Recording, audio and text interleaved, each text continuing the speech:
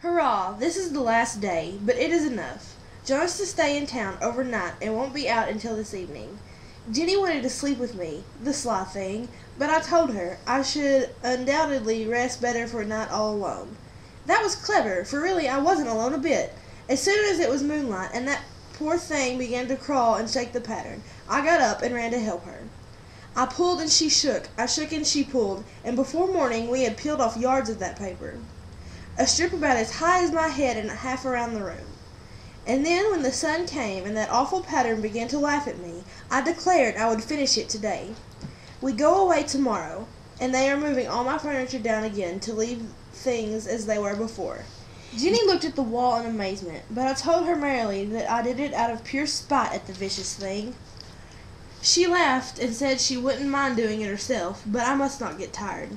How she betrayed herself that time! But I am here, and no person touches this paper but me, not alive. She tried to get me out of the room. It was too patent, but I said it was so quiet and empty and clean now that I believed I would lie down again and sleep all I could, and not wake to me even for dinner. I would call when I woke.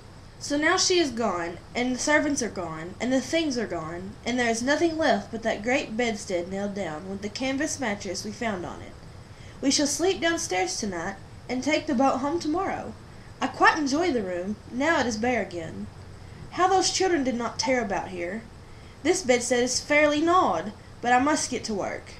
I have locked the door and thrown the key down into the front path. I don't want to go out, and I don't want to have anybody come in till John comes. I want to astonish him. I've got a rope up here that even Jenny did not find. If that woman does get out and tries to get away, I can tie her. But I forgot I could not reach far without anything to stand on. This bed will not move. I tried to lift and push it until I was lame, but then I got so angry I bit off a little piece at one corner, but it hurt my teeth. Then I peeled off all the paper I could reach standing on the floor. It sticks horribly and the pattern just enjoys it. All those strangled heads and bulbous eyes and waddling fungus growths just shriek with derision.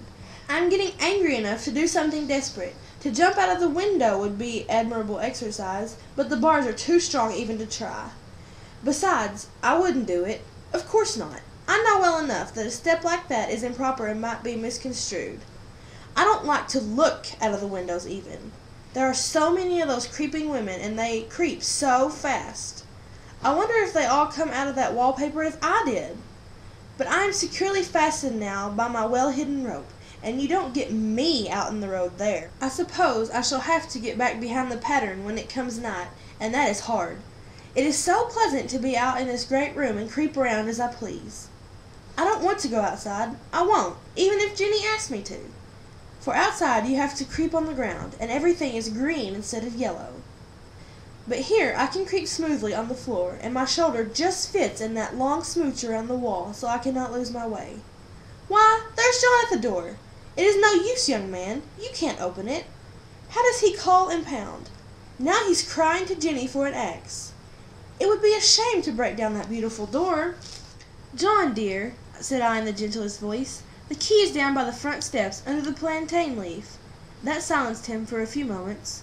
Then he said, very quietly indeed, open the door, my darling. I can't, said I. The key is down by the front door under a plantain leaf.